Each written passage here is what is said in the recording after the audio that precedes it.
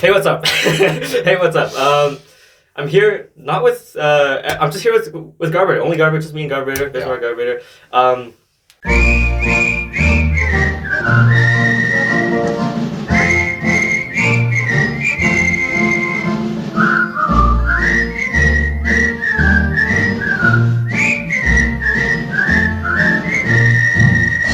Today's date is May the 7th, and a few weeks ago, or 1 week ago, 2 weeks ago, I guess, around about that time. Roughly. Around about that time, Canada went through a historic election. Unprecedented political turmoil in the current climate. So I thought we'd maybe summarize it, because I think Garborator has a much better understanding of this than me. I have a decent understanding, but not as much Garborator does. Yeah. So you want to give us a quick rundown of the climate was like before the 28th, before the election even took place? What was it looking like? So, just full disclosure, I'm coming at this from a right of center perspective. Yeah. Okay. I guess you maybe.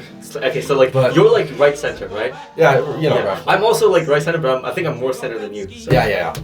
I would get that. I'll put this disclaimer at the start of the video, I guess. But disclaimer, I guess we're just sharing our opinions. Not trying to influence anything. Just sharing our opinions.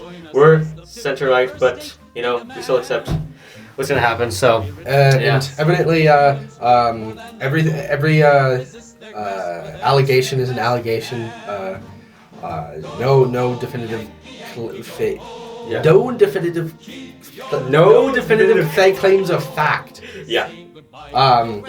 Obviously, so yeah. Obviously, we are biased, and we gotta admit that. So yeah.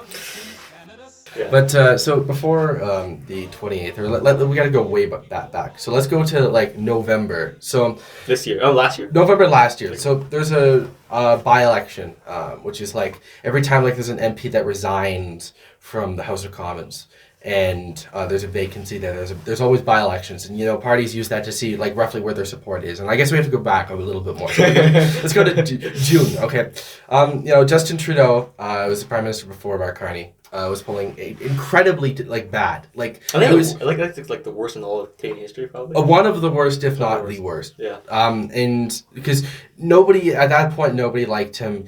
He was just people were just tired of him. They just wanted him gone. All right.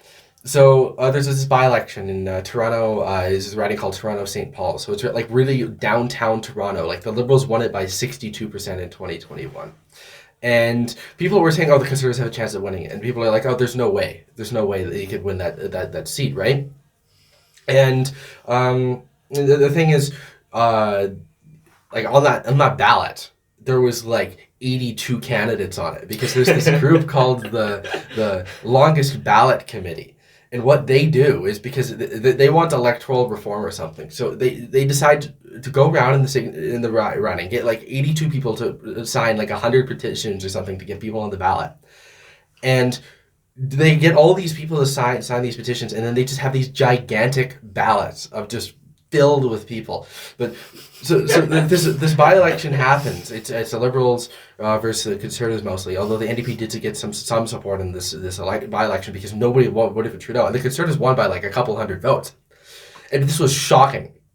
And at this point, people started questioning Trudeau's leadership. People were in the Conservative side were questioning it before, but people were really starting to question Trudeau's leadership, and especially Jagmeet Singh, because he's the leader, or was the leader of the NDP. He was. He decided that he wants to help keep the Liberals in power, and he kept them in power as long as he possibly could. And he was still through this. This problem here, that he would keep the Liberals in power, because they had a formal confidence supply agreement, which is basically a coalition, but not really a coalition, with the Liberals. And they wanted them to do all these things, there was the dental care program, pharmacare program, all that stuff, which kind of got implemented, not fully to the extent the NDP wanted it to, but kind of did. But they had these programs, and that's what they were keeping them in the parliament for. But they just wouldn't, under any circumstance, vote with the Conservatives and the Bloc Québécois to get rid of the Liberals in power, because Jagmeet Singh, or at least is heavily rumored to, wanted his pension, because he hadn't had 6 years service as an MP yet, and even with the NDP doing decent in the polls, they hadn't moved, or they went up a couple 4% on average at this point, Jagmeet Singh was still forecasted to lose his seat to either the Liberals or the Conservatives because he was just ridiculously unpopular as well. It's not even much that he was unpopular. It's just that people were also tired of him, or they just didn't know what he stood for. Okay, so big players. Justin Trudeau, obviously, he was prime minister for a very long time, like 9 years or so. Yeah, Liberal Party. Liberal Party became extremely unpopular. We had Pierre Poilievre, leader of the Conservative Party of Canada. He's elected in 2022 to the position by like a resounding margin. Like 78% of the members of the party voted him as a leader, and steady increase in the polls. And people had very much opinion, like a lot of opinions on him. Like he was a very divisive figure. He still is a very divisive figure. You either like him or you don't. Yeah. And so he's the leader of the Conservative Party. Jagmeet Singh has been leader of the NDP since 2017. 3 elections that he ran in. In 2019, the 2019 election, which was like widely considered to be like Trudeau, there's no way he was going to win that one. He did. He beat Andrew Scheer, who was the Conservative leader at the time. And now is the Conservative leader in the House of Commons for the next 3 months. But what's his name? But yeah, Jagmeet Singh was there, and he took the NDP from 45 seats in 2015 to 24. And then they had some marginal gains in 2021, and so they gained a whole seat in the House of Commons, but they lost a couple seats in other places too. And in 2020, we'll get to 2025. But, the NDP, yeah, so they're on a steady decline. They're not doing anything, and they're at this point that they're just allying with the Liberals and not providing any substance of their own. They're just like a wing of the Liberal Party. There's the Bloc Québécois, so they're a traditionally Quebec separatist party. They're just Quebec interests. Whatever Quebec wants, they go for. They were pretty much dead in 2011 because that's when the NDP swept Quebec and got to the official opposition status in their first time ever. But then this guy named Yves-François Blanchet, he's their leader. Which is actually your picture, actually. He's actually your icon. Yes. He's a very interesting character, I'll say this. He basically there's an internal struggle in the party after 2015, so they went from 4 seats to 10, and it's like who wants to take over the leadership of this party, because it was this guy named Gilles Duceppe since 1985 to the present or up until like 2015, and then there's this other person, I cannot remember her name for the life of me, but she was the leader of the Bloc Québécois. Nobody liked what she was doing. She was replaced by Yves-François Blanchet, and Yves-François Blanchet in the 2019 debate performed extraordinarily well. And nobody was expecting the Bloc to get anywhere but like I don't know, 10 to 20 seats. But then he did extremely well for himself. Brought the Bloc up from 10 seats back to 32, and he held that in the 2021 election. In fact, not a single seat changed hands in the 2021 election compared to 2019, which is kind of crazy. That's kind of crazy. But yeah, there's him. And then there's the Green Party. Now, nobody really... Nobody cares about the Green Party. The Green Party is like... My neighbor is the biggest green glazer like I've ever seen. My neighbor has like, there's signs up in her thing. It's crazy. The Green Party is just a complete mess, because they had Elizabeth May as their leader in 2019. They won 3 seats, and Elizabeth May said she didn't want the leadership anymore. So she resigned as the leader of the Green Party, and this person named Annamie Paul took over. And then there's this huge debate on the status of Israel in the Green Party, because for some reason there's this one group of the Green Party who were like indifferent to it, or like, oh, maybe they're supposed to be greens, environment, but they're supposed to be environmentalists, but they had this huge debate over the Israelis, and then there's like this like anti-Semitism problem in the party.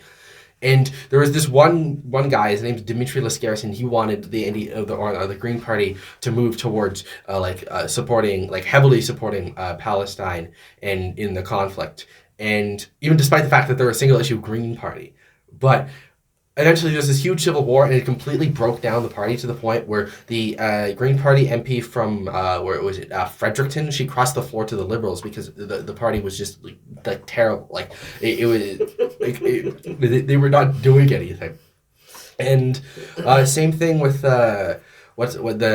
and eventually the election happened, and the Greens lost Kitchener. Oh, not Kitchener Center. Yeah, they lost Nanaimo, like a seat in Nanaimo, but they gained a seat in Kitchener Center because they're locally popular. But basically, the Greens have leadership struggles for the entire time. Elizabeth May was the leader. Then there's this guy named Jonathan Penneau, which nobody knows who he is. I don't know who that is. So yeah, you're right. The Greens had a co-leader structure. Like Green parties across the world have this like co-leader thing or something like that.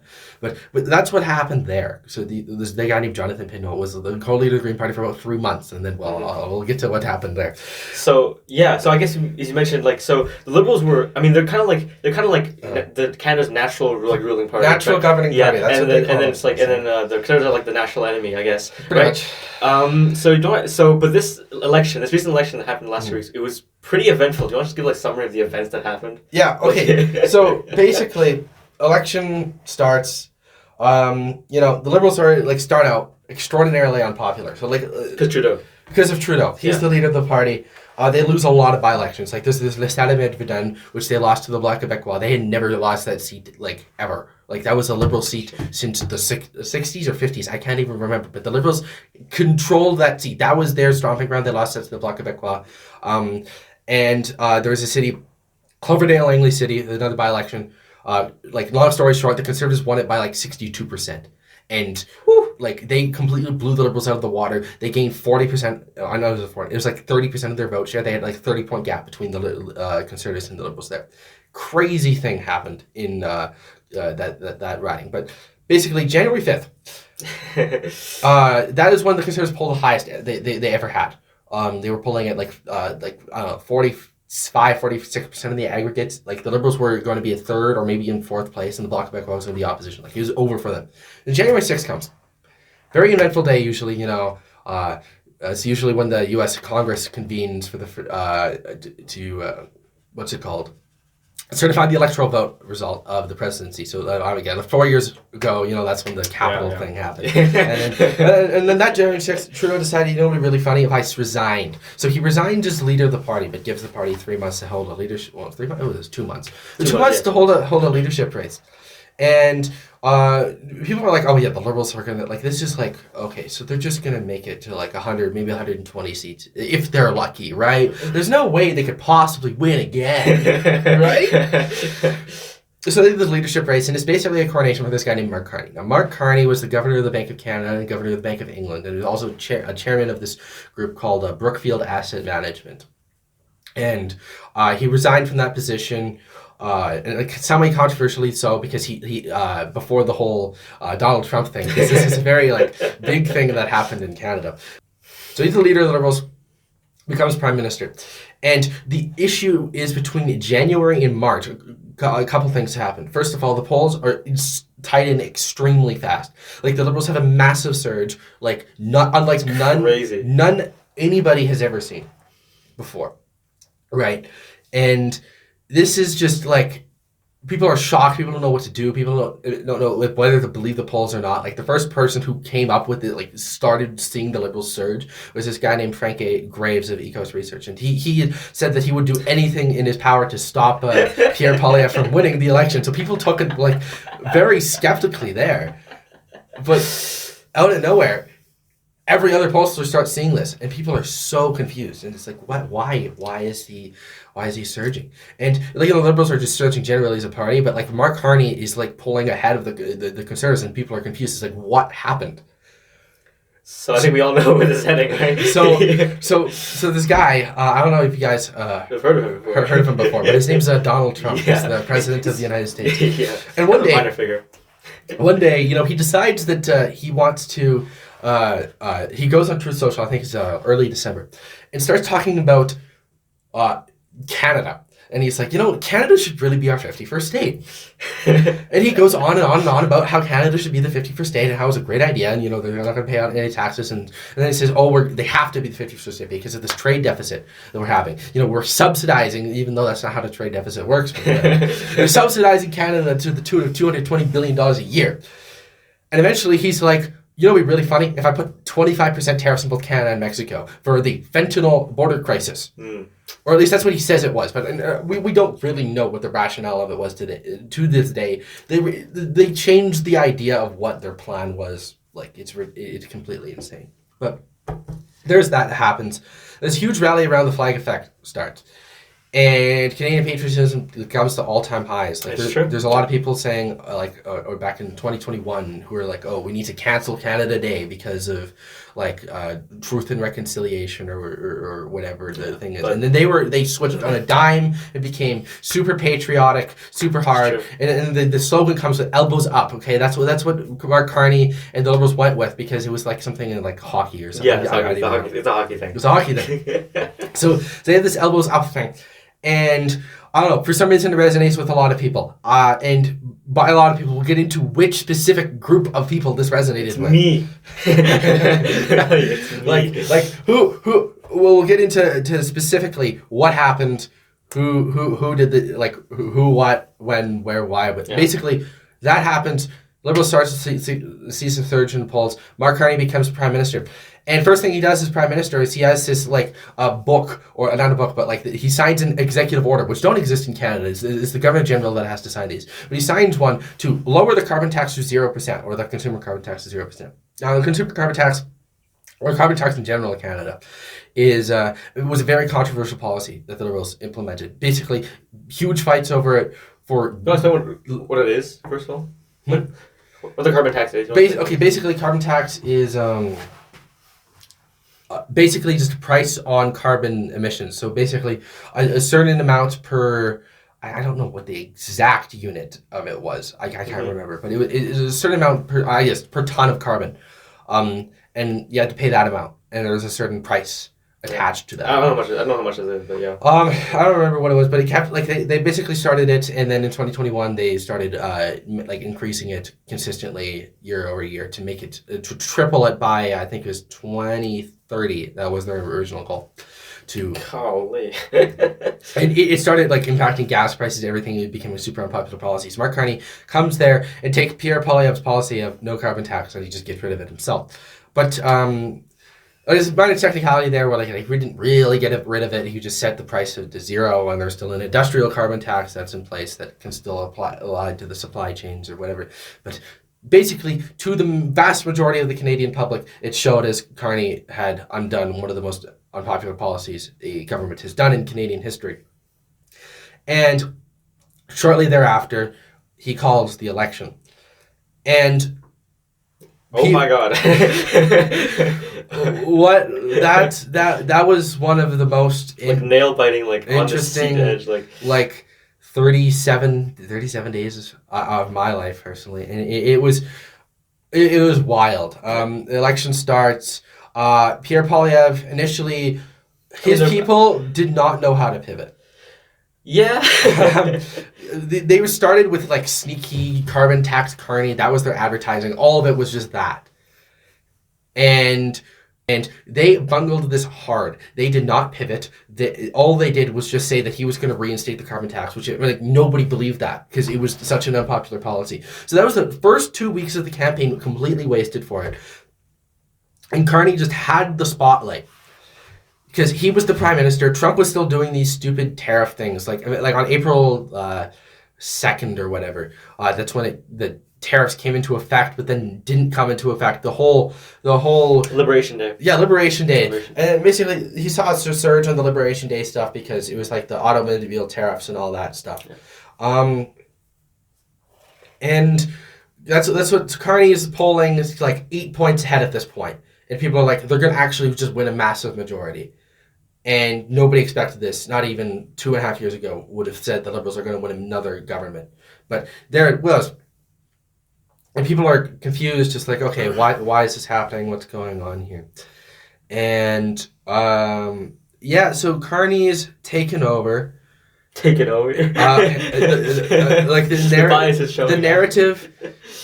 narrative has shifted, and he's basically running the show at this point. Everybody's paying attention to him and not Pierre Poilievre. And eventually, I'd say around week 3 is when the Conservative campaign starts to realize and start panicking and say, hey, look, this is not good. We need to do something about this. That's when they start pivoting. They also try wrapping themselves in the flag and say, okay, this is the past 10 years of the government. This is what happened economically. The cost of living problem is still a major issue. The crime problem is still a major issue.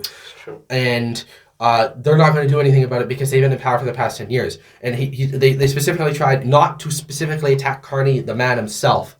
Well, like they did partially because they said it was Trudeau's economic advisor for the past 5 years, which is, yeah, it is partially true because he was, since COVID, an advisor to Trudeau on economic policy. But there was another thing there was the cabinet and the same people are there. So one man himself really can't have that much power if the party, the apparatus stays the exact same. A lot of the same people in the background are still there, and then that's when the Conservative campaign pivots. And then they start slowly increasing in their share in the polls. So they went from 36 back to 37 to back to 38, back to 39. And last week the campaign starts looking like it might actually be close. And there might actually be, like, there's some polls having the Conservatives up for a couple days, like, you know, in the weekend. And people are saying, oh, okay, maybe the polls are wrong here because of, like, there's sampling inconsistencies or the electorate had fundamentally changed. And this is, like, the narrative of the election. If there's one thing that comes out of this election, it is this. The electorate and who people vote for in this country has fundamentally shifted. And you can do based on two groups here. Basically, you've got racial demographics and you have age grouping. Now, 18 to 34 voters, traditionally very left-wing demographic. This election, though, saw them shift heavily. Right, I forgot about that, yes. Heavily towards the Conservatives. And that is one, like, in all polls consistently, the 18 to 34s, the Conservatives were having a plurality of the vote. And it was pretty high, like 45, 46%. Like, the Conservatives are doing extraordinarily well with the younger demographic because of this housing crisis, yeah. and, like, just affordability in general and, like, the lack of jobs, immigration. Those are, like, the main issues. And then 35 to 54, that age demographic, that's really, like, our median demographic. Like, some of them cared about, like, issues that directly, like, were impacting Canadians for a very long time. Some of them cared about the Trump thing. But those people are, like, the median demographic, you know. Those are like a lot of people in that generation, you know. Those are the big voting group. And then finally, 55 plus. And initially, this voting group, you know, people were like, okay, they're usually, like, somewhat liberal, but, like, there's some conservative. Like, you know, back in I remember in 2020, people thought the boomers were extremely conservative. The Liberals won the Boomers by 2/3. They won 2/3 of the Boomer vote. Calling them Boomers is hilarious. They did. It's a massive surge, and a lot of people think it's like there's many people who wonder why.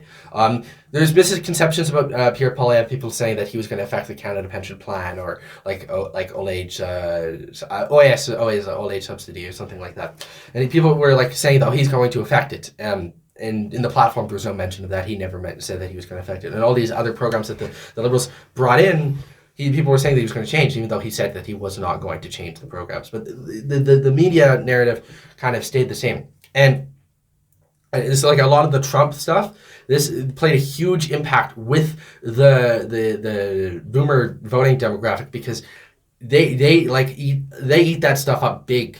Because the one thing that they like know about is Donald Trump, and they do not like him whatsoever. Absolutely despise him. And I mean, like, everybody here despises him now. Yeah, like, no one likes that man. No, but in Canada, like, you're lucky if you find one person out of, like, 50 that supports that guy, like, openly does.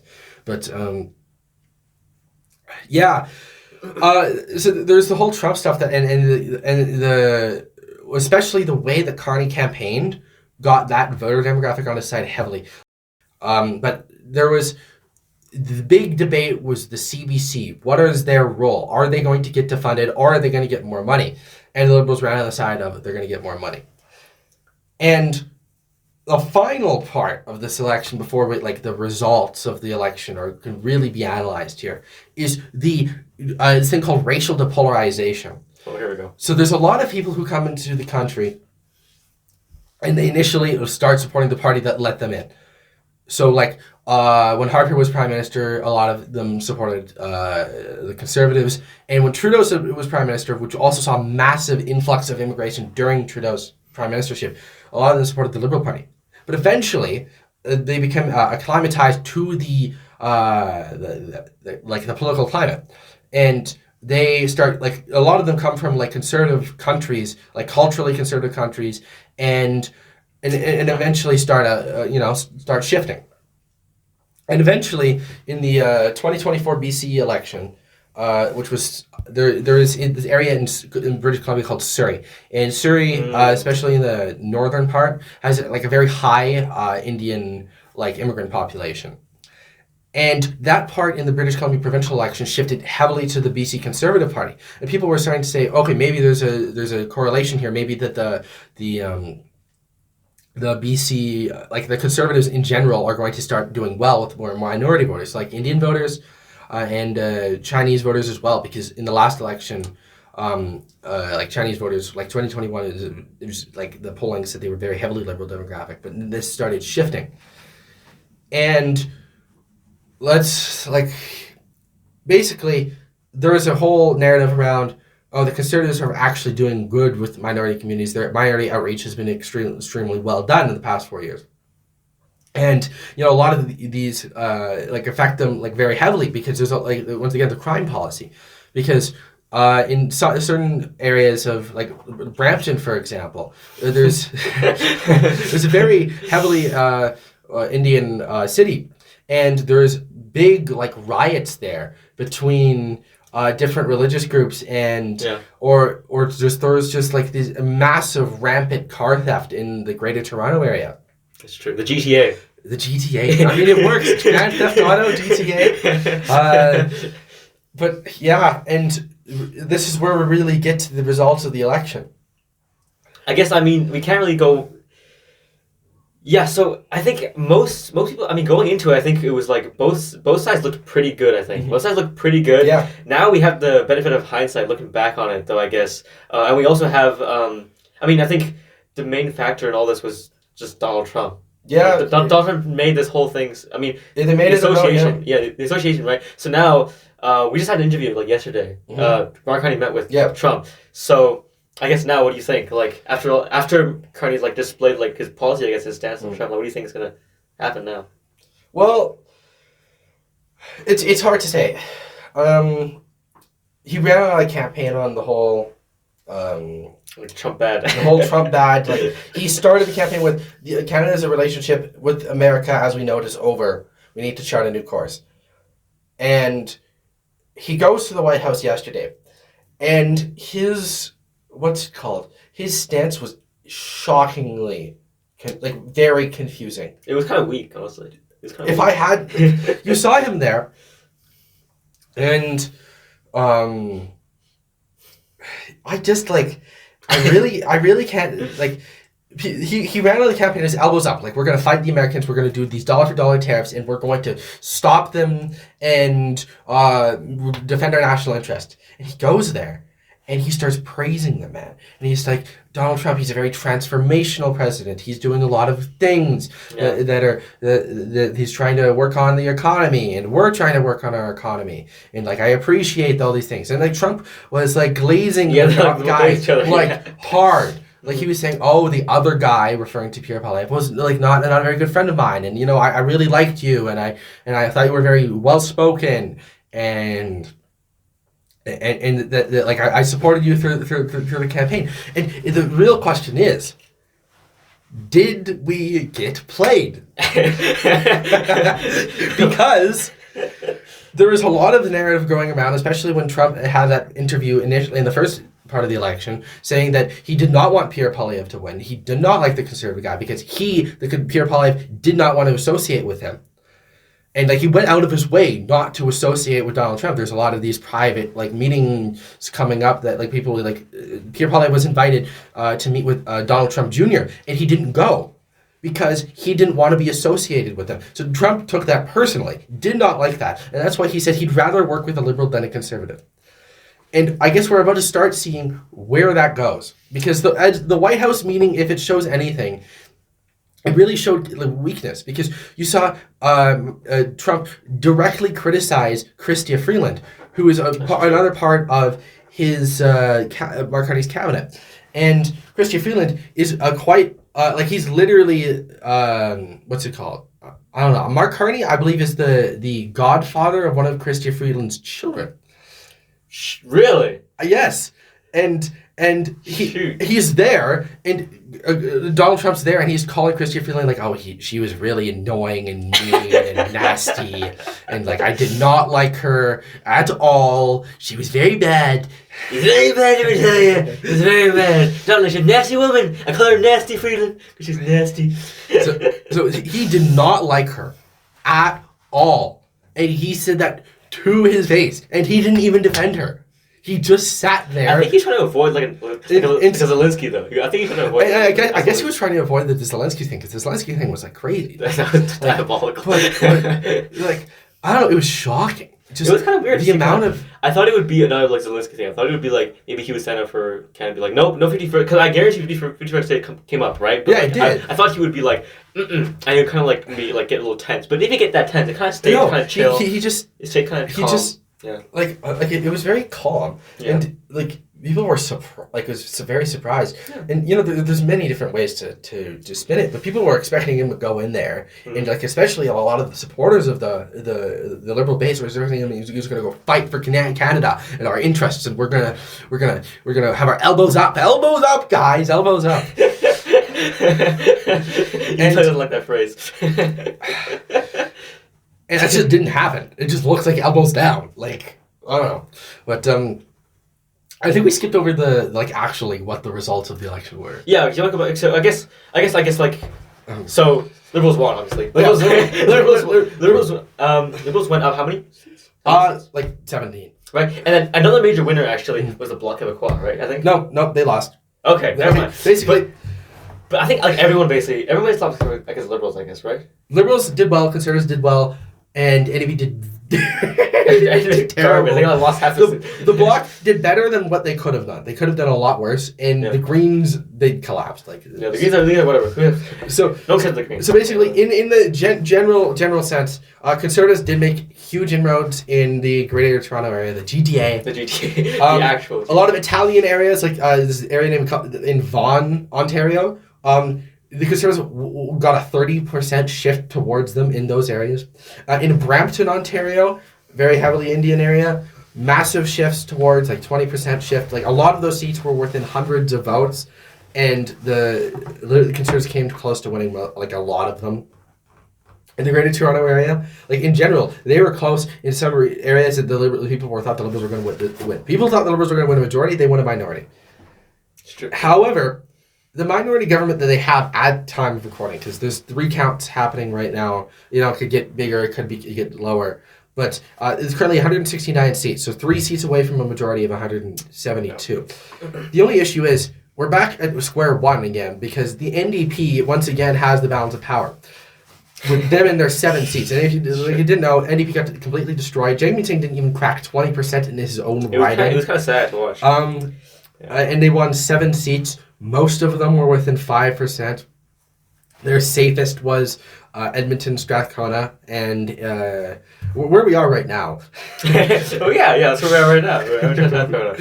And Rosemont-la Petite Patrie in Montreal, Quebec. And those 2 seats were the safest they had, and they won by like 12% each. The rest were like within 5 and within 2 most of the time. Like, the NDP did not do well. What really the narrative of this election is that if you took Conservative support from September of 2024 in the polls, which was roughly around 41-42% on average, and you take it to now, they got 41.3% in the election. The Liberals got 43.7%. Now, there's a lot of people who are saying, oh, Pierre Poilievre, he fumbled a 25-point lead. I don't think he fumbled it. The only issue is he didn't fumble it. Yeah. Like, from his peak, he went down maybe 4 to 5% on average. Maybe it's like 3 to 5% on average. I think he just got unlucky with the current climate. He really just got unlucky with the current climate. And The key difference is all the NDP voters flocked to the Liberals. I think that's like there's no other because they didn't lose very many points. It was just Liberals just stole points from the other parties. Basically, the Conservatives have had the amount of votes that they had coming into this, before the Trudeau crisis in December to January when his cabinet was collapsing. Yeah, before that, their lead didn't change. Maybe it went down 2% from what it was then to what the election results were. Yeah. It was just the NDP completely collapsed, and the Bloc Québécois kind of did too. And all their voters went straight to the Liberals, except some NDP voters ended up going to Conservatives. I don't think it was about 18%. And there's a lot of working class areas, where Windsor is a very working class area in Ontario. Conservatives swept the entire city. Why they were not expected to do that? What they did. Same thing in the Niagara region. They did very well there. And Sudbury, which is a mining town, and a northern Ontario area, which is heavily NDP before, and the Conservatives did very well. And it's because the NDP voters, those were NDP Conservative swing voters, very few of them exist, but they do. And we know a couple ourselves. We know a couple. It's true. Yeah, we know a couple ourselves. But they a lot of them broke for the Conservatives this time because they felt the NDP wasn't accurately representing the workers' interest, and the Conservatives were. So I guess it's really whose coalition lasts more. Does Pierre Poilievre's coalition last more, or does Mark Carney's coalition last more? That is the question of the next 4 years. So, speaking on coalitions, I think right now we have a NDP Liberal joint government, right? Well, we did, kind of. And then, it's not going to officially... Mark Carney said he's going to officially just run it as a minority government. He's not going to get support from everybody, but he's going to be fine. NDP does not want to go to election right now, obviously, because they are done for. they are broke. Yeah. They've completely lost all their money, or most of it is just gone. And the Bloc Québécois doesn't want to either because they lost seats. Right now is not a good idea to go to the election, especially with the whole Trump thing.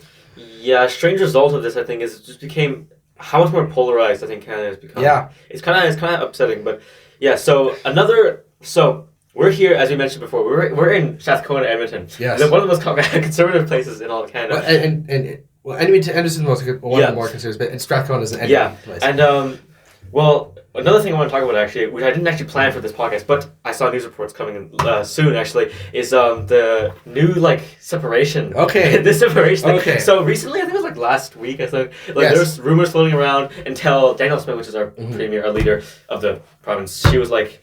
She changed how many signatures are required to make a separation possible. So you want to separate? Do you want to separate first of all? Do you want this coming out before your TED Talk, by the way? Okay, so with separation, and it's an interesting thing. There's a lot of different variables here. I am open to separation. As of now, I would very likely vote yes in a referendum, and the reason why I'd vote yes is not necessarily because I think we'd be good as a independent country, because I think we could very well. Really? Are you sure? I mean, there are many reasons, but it's also just about sending a message, and it's about look, we're not going to be pushed around anymore. We want a better deal, because right now Alberta does not our population has grown significantly, yet our influence is still extremely low. For example, the Senate of Canada, which is very seldom talked about, Alberta has the 6. Senate is so useless. It's so, I personally, Senate abolitionist, I think we should get rid of the whole thing. It's just a complete mess. It's useless. We don't need it. But the Senate has Alberta has 6 senators for a population of roughly 5 million people. New Brunswick. You mean Alberta has 6. Yeah, Alberta. Yeah. New Brunswick, a province with a population of what is it? 800,000 has 10. PEI, a population that of 170,000 has 4 senators. Alberta has 6. We have literally 20? No, it's more than 20. 40 times the population of PEI. You could fit PEI into Mill Woods. Mill Woods. That is one neighborhood in Edmonton. It's that one neighborhood gets 4 senators, and 5 million of Alberta, 5 million Albertans get 6. Yeah, well, and it's the same thing. BC. BC has roughly 5.8 million people, 6 senators. How is that fair? So when roughly in separation terms, My take on it is like honestly I want to try another election.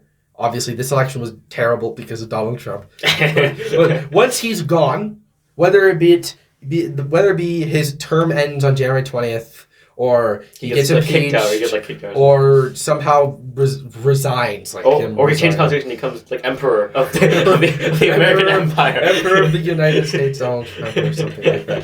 When he's gone, January 20th, 2029, which is the next swearing-in day or earlier.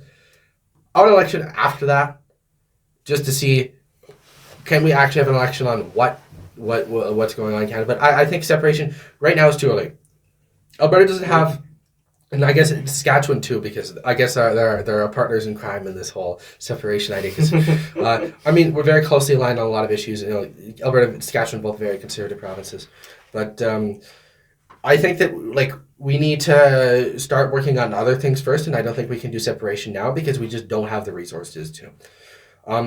First of all, we need, if we're going to consider separation, an Alberta pension plan is basically necessary, because that is taking the Canada pension plan and taking the resources and running it provincially. Quebec does this themselves; they have a Quebec pension plan, and well, basically, if you want to separate, you're going to need to get that done before you leave the country, because that is a very important part to a lot of people, and a lot of them won't separate until their pension is like gone, like they have it secured. The second part, Alberta Provincial Police, because currently we rely on the RCMP for all the rural policing in Alberta, and like there's like smaller municipalities as well. The RCMP police is in that. You're going to need to replace that with the Alberta Provincial Police, because Ontario has their own provincial police service. Quebec has the Sûreté du Québec, and you're going to need to fix that. Like there's probably a whole litany of other issues that need to be resolved before that. It's not going to happen anytime soon. Yeah. It's not going to happen anytime soon. I personally, I think the separation movement is jumping the gun on this one. Because Danielle Smith, what she did is she amended the Citizens Initiative Act, which initially was set by the Jason Kenney government, was basically made it impossible to do it because you need like 600,000 signatures within like 90 days. Yeah. Like it was like super, it was only if he really desperately wanted like, to leave. Unless there was like something really crazy going on, like you had massive like 70%, 80% of the population, like nothing was gonna happen. Now, It's now 174,000 signatures, I think, because it's like a certain percentage of the people who voted in the last. I think it's 10% of the people who voted in the last provincial election. So that is roughly 174,000 people, which makes it a lot easier to do things.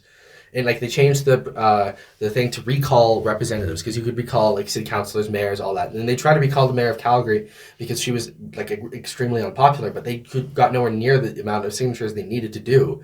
Get what needed to get in the to trigger a recall election for the mayor of Calgary, because the Jason Kenney set he basically did it to fulfill a campaign promise, but he made it like impossible to actually do anything under it. What Danielle Smith did is just made it impossible to do it. So needless to say, we're going to have a bunch of referendums and a bunch of random stuff in Alberta. Kind of off topic, but do you like Danielle Smith? I didn't, but now I do. I never liked her. I don't like her. Fair opinion. I completely understand. Yeah. But I like of the premiers in Canada, like I don't see anyone better than her right now. And once again, it's come center right perspective. Yeah, we're both center, I guess. But like, I mean, I'm center right, but I still don't want Alberta separate. I think, it's not really on the mind right now. I guess I'm talking about elections and stuff, but as a consequence or a byproduct of the chaos we had for the last few months. But it gives me like the vibes of like January 6th from like last American election, when they just like want to separate, make their own state. Like it's not something Canadians do. You know, Canadians are more like tempered. I don't know. They're more calm. I guess. I don't know. I get the sentiment there. Like it makes sense. Although Canada is like one of the few countries in the world where separation is actually legal. Like you can do it. Yeah, but Quebec is like struggling. It's Quebec. It's always Quebec. Yeah. So I guess on top of Quebec, then I guess I think Quebec had a bit of interesting if like turnout for this because I think they lost seats actually. The Bloc Québécois lost 10 seats. Yes. Yeah, that's kind of crazy. I mean, because Quebec's usually a pretty like isolated system. It's a closed environment. Do you want to speak to that a little bit? Yeah, I don't know. Quebec's interesting because nobody really knows what's going on over there because the Liberals won like I don't know the Liberals like kind of won 42 seats in Quebec, which is like the highest they've had in a while. Like I'm pretty sure the highest they've had since either 2015 or 19. Is it one of the 19s? 1980, I think. Long time ago. One of those two. But yeah, Bloc Québécois didn't do so good because the rally around the flag effect and Quebec separatism kind of got quashed for a little bit. It was interesting because they're having provincial election next year and the Parti Québécois currently, and then honestly, I'm not gonna lie, I don't think they're gonna win the next election. I think the Quebec Liberal Party is probably gonna win because they're just gonna surge in the polls like we've seen here, and they'll win unless like Carney does something like atrociously bad or like says, you know what, Alberta, you're cool, you can have every single demand you want. And then Quebec's following it. Then Quebec's going to like vote for the Parti Québécois. They're going to vote to leave the country, but like that's not going to happen. But if the Parti Québécois wins, they've said they want to hold a referendum. But if they hold an independence referendum, it'll be very likely after Alberta holds an independence referendum. That's true. Yeah. So it's kind of like a domino effect, I guess. We don't really know what's going to happen. I don't know. We might have a year where there's 3 independence referendums. 3. What's the third one? Saskatchewan. Okay. So Alberta, Saskatchewan, and Quebec in the same year. Yeah. So I don't know. Wouldn't it be awkward if Saskatchewan voted to leave and Alberta didn't? That'd be kind of. Saskatchewan can't. Yeah. Well, like Alberta and Saskatchewan as a country in Western Canada would honestly be a baller country if we had a coastline. Yeah. Unfortunately, we don't. So, yeah, we have BC there. But I don't know if it worked out that way. I mean, like we'd probably do very well for ourselves. I guess it's just, and Danielle Smith talked about this yesterday because she had a press conference about it, and she was saying, we want to work this out, we want to make a deal, we want to have these changes, and I guess we'll just see what happens. But Quebec, like especially in Quebec here, there's going to be a interesting, what's it called? Like I don't know, like a fight between Alberta and Quebec or something like that. What do you mean? For what's it called? Like interest of the federal government because. Basically, the federal government's going to have 2 choices because if the UCP, there's going to be provincial election in Alberta before the October 2027 because that's when it's scheduled. I guarantee it's going to happen a year early just because Danielle is going to want to capitalize on resentment towards Ottawa. But you see, if Quebec elects the Parti Québécois and Alberta re-elects the UCP, you're going to have the Quebec demanding more, and you're going to have Alberta demanding more, and it's up to the federal government what side they give it to. And if they give it more to Quebec, which is obviously the more likely scenario, Alberta is going to kind of lose it a little bit. They're going to lose it. And vice versa will happen. And I think because Alberta has significantly more economic output per capita than Quebec does. If Carney goes and does the smarter decision and negotiates with Alberta and gives them some of the stuff they want at the especially if they got energy east, like the pipeline from Alberta to Quebec, through Quebec to New Brunswick, the Parti Québécois could very likely they'll easily win the election, and they very likely could win a majority. Well, not a majority, but they could win a separation vote, because. Then you'll just say, oh, look, the Liberals now. The Liberals are our only party that's ever actually catered to Quebec interests while they've been in power, have not this time. So now we must leave. And then you'll have this big... So basically, you have to... It's appeasement, basically. You have to appease Alberta, you have to appease Quebec. Appeasement is a dangerous word, but yeah. Okay. Yes. Well, we looked at the past and the present, so... Let's look a bit at the future, I guess. The main, I guess, on the... So we had a debate a few weeks ago. I can't remember when it was. It was like a few weeks before the election, I think. We had a debate on CBC, I think it was, right? All the major leaders of the parties came up, and they talked about major issues, right? So housing, crime, blah, blah, all that stuff, right? But the biggest thing there was, right, the international foreign policy, all that stuff, right? So I think that's going to be what's dominating, the efforts of the party moving forward. So what do you think... Carney will do, like in the future to counter this new rising threat? You know, obviously from the U.S. You know, like what do you think the future move of Canada should be? Well, I think it's incredibly uncertain. I don't know what he's going to do. Mm-hmm.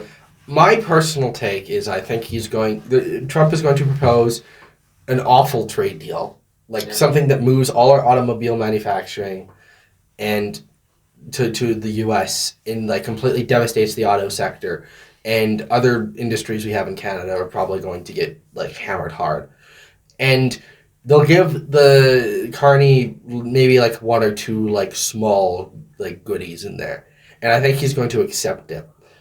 Why do I think he's going to accept a horrendously bad trade deal?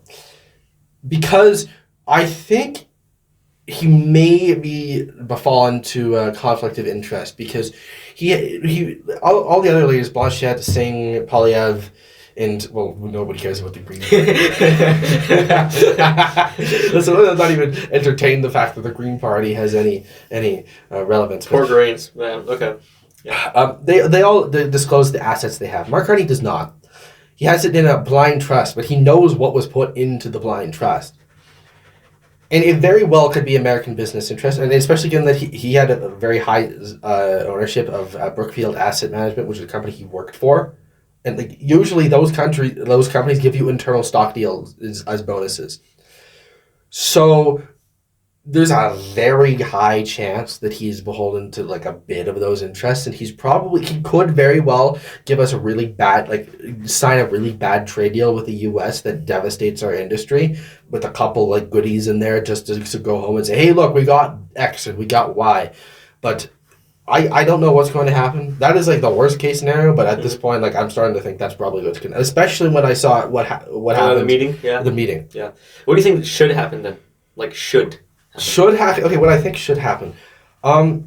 Obviously, if there's a bad trade deal, we're not going to accept that. I don't care if the Canada, U.S., Mexico trade agreement expires. I don't think we should accept a bad trade deal purely because of the fact it is our auto workers. It is like every industry would be affected. Energy, auto, farming, that too. We cannot and should not accept a trade deal that was going to sacrifice all that. Why? Because in January of 2029, he will be gone. Or he might not be. Who knows? or unless he like, I don't know, does some crazy dictator stuff, which I mean he's already been doing. But like, if he we basically at that point where we just have to wait it out. Like I'm pretty sure it expires on January 1st, 2027. We'd have to wait for 2 years. Then we can sign a reasonable trade deal with the next administration, whoever it may be. Hopefully not Republican, I'm going to say. Do you think we can hold it out, though? Like, hold it out for our industry also, and hold it out for, do you think we can do that? We have and we will. Because a lot of, you see a lot of people investing in the U.S. because of the whole tariff thing and trying to do it. They're dating their investments for 5 years after they announce them. What are they going to do in 4 years when a Democrat president takes over and removes all the trade restrictions? Oh, I wonder. Move it back to where it makes more economically sense to put their stuff because profit comes first for big corporations. So they're just going to move all their stuff back to China and back to Mexico like we expected it to. So I think Canada, in this case, the companies know this is going to happen. They can't move their operations overnight, so you just, wait. Just see what happens. I think for 2 years, it very likely could hold it out. If there was no trade deal for 2 years and, everything was being slapped on a tariff, it's 2 years. 700 some days. And then after that, we can negotiate a new trade deal and then do it. But I don't think that's going to happen. Do you think we can even, negotiate a new trade deal? Do we have any, thing to give the U.S.? Anything to even, what are we going to use as leverage? Our electric grids are very interconnected. Alberta and BC and Ontario and Quebec provide a lot of power through hydro and nuclear and all that. And obviously oil. Big oil. Oh, yeah. Alberta, and I guess Saskatchewan kind of does too. Liquid gold. we have a huge leverage there because if we get rid of our supply to the system, then their prices are going to go up significantly, and that will not look good for them because remember, Ontario supplies the states of Michigan, which is a swing state, and I believe a bit of Wisconsin and Minnesota. So, in like Quebec, you got Michigan, pretty big swing state there. And if Ontario just like nukes their power supply and says you're not getting any anymore, then Michigan kind of go crazy because like they're gonna start like a lot of their power output is just gone. So, I guess we have a leverage over electricity, and it's a pretty big leverage. So I don't know. I guess we'll see what happens with that. But are you hopeful for the future? No, not in the slightest. I think we're going to have very interesting times. But I'm much looking forward to January 20th, 2029, which 4 years from now. We'll call it Liberation Day because that's when we'll be finally free of this. And also October 15th, 2029, because that's when probably the next election is going to be. Because I cannot see this parliament falling earlier. Yeah. Because, like, come on, the NDP is not going to want to call another election. And yeah, who's actually going to take the place of Jagmeet Singh?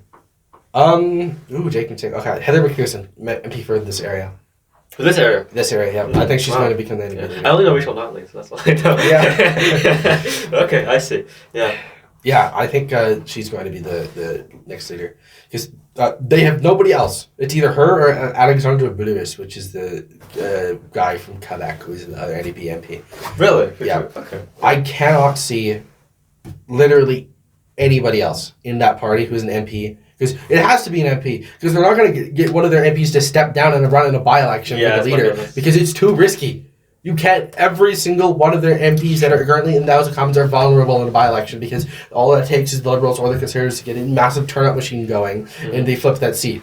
And literally every seat matters in this parliament because as soon as the Conservatives and Bloc Quebec will have more seats than Liberals, NDP and Green combined, they can nuke the parliament. They can dig it, yeah. It's over.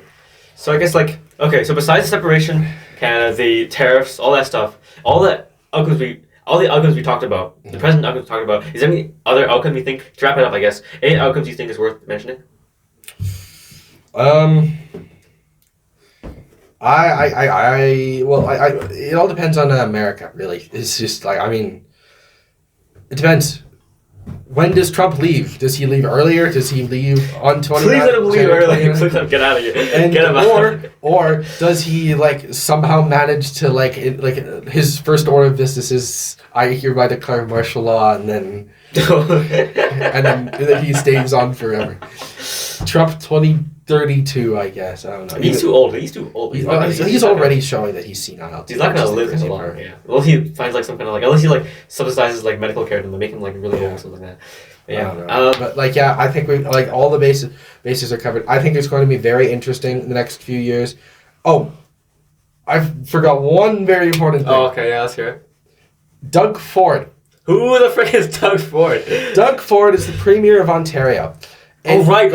I'm so stupid. You're right. Yeah, Doug Ford. Yeah. He is a Conservative in name only. He was elected in 2018, and he governed relatively Conservative for about a year. And then COVID happened.